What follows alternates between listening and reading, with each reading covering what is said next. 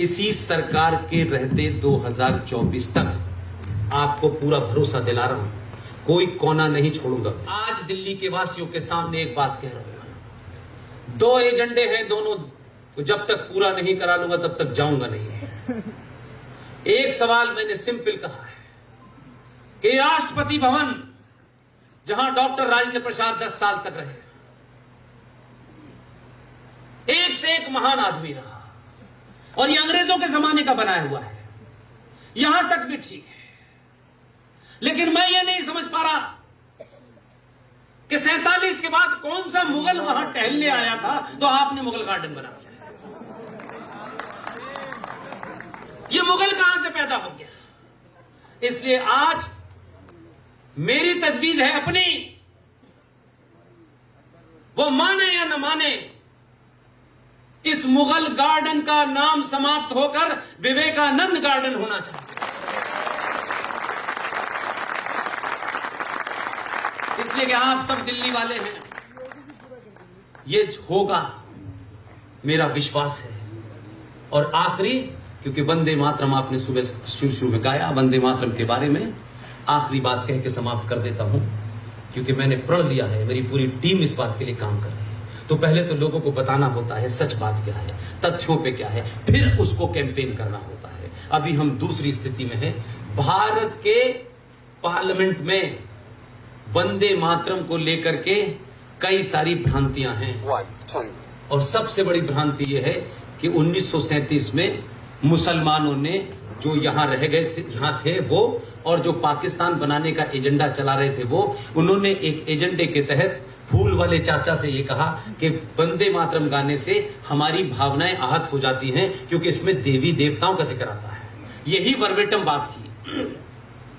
अब क्योंकि वो तो जल्दी में थे, काम उन्हें बहुत रहते थे बेचारों, उन्होंने तत्काल कहा कि देखिए ऐसा है, इसको लंबा ना बढ़ाएं, एक पैराग्राफ ही गाया जाएगा, और वो ऊपर का एक पैराग्राफ गाया जाता है, पूरा वंदे मातरम नहीं गाया जाता। हमने जब इस पर रिसर्च करना शुरू किया, हमने कहा ऐसा कैसे हो सकता है? ये 37 का फैसला है, 2 लोगों के बीच में, 2 तथाकथित पार्टियों के बीच में है। अगर आजादी से पहले किसने किससे क्या समझौता किया, हमको कोई इसमें इंटरेस्ट नहीं है, लेकिन हमारे मन में जो ख्याल आया वो हमको मिल गया, और जब मिल गया तो हम पिछले 5-7 साल से लगातार उसका प्रचार कर रहे हैं। और प्रचार सिर्फ हम इतना ही कर रहे हैं कि जब भारत की आजादी का दिन आया तो हमेशा जो डिफिकल्ट काम होता था, फूल वाले चाचा सरदार जी को सौंपते थे, सरदार को सौंपते थे, पटेल साहब। सरदार पटेल से कहा गया कि जब रात के अंदर आजादी का जब मैं भाषण दूंगा अंग्रेजी में, क्योंकि भारत के लोग हिंदी नहीं जानते, तो उन्होंने कहा कि उसके बाद में भारत की संसद में वंदे मातरम बजना है। आप लोग देखिए अपने बीच में से, यही रतनू साहब हजारों साल जिए, लेकिन इनके बाद इनको इनके कारणों से जाना जाएगा, यही इनकी पहचान होगी। ये कितने बड़े डॉक्टर थे, इसकी चिंता कीजिए। इसलिए देखिए कितने उस समय भी मैं कहता हूं, जिसे आज मानता हूं कि कुछ ताकतें उस वक्त भी थी, और उन्हें अपना काम दिया, और उन्होंने कितनी खूबसूरती से किया। रत्नू भाई, सरदार पटेल से कहा कि वंदे मातरम गाना है संसद में, इसके लिए किसी से बात कर लीजिए। सरदार पटेल ने खामोशी से सिर्फ सर हिला दिया, और बाद में अपने लोगों से पता किया, एक देश के जाने माने संगीतकार जो उस जमाने मुंबई में नहीं थे, तमिलनाडु में थे, मद्रास में थे, उनको फोन लगा करके बात की और कहा कि मैं चाहता हूं कि कल रात भारत की आजादी की घोषणा होगी, और उसके बाद वंदे मातरम गाया जाएगा। मैं चाहता हूं आप वंदे मातरम गाएं। मैं कभी कभी उन लोगों के शब्द को पढ़ता हूं तो लगता है हम कितने बौने लोग हैं, हमारे पूर्वज कितने बड़े थे, बाप रे बाप, इमेजिन ही नहीं कर सकते। उन्होंने वहां से सरदार पटेल से कहा, मेरी एक शर्त है सरदार साहब, मैं आऊंगा लेकिन मेरी शर्त है। आज अगर आप कह देते तो 2 राज्यसभा, 2-4 बड़ी डीलों के अलावा कुछ नहीं होता। उस आदमी के शब्द सुनिए, उन्होंने कहा कि मैं दिल्ली आने के लिए तैयार हूं, वंदे मातरम गाऊंगा, मेरी शर्त यह है कि मैं खंडित भारत में खंडित वंदे मातरम नहीं गाऊंगा।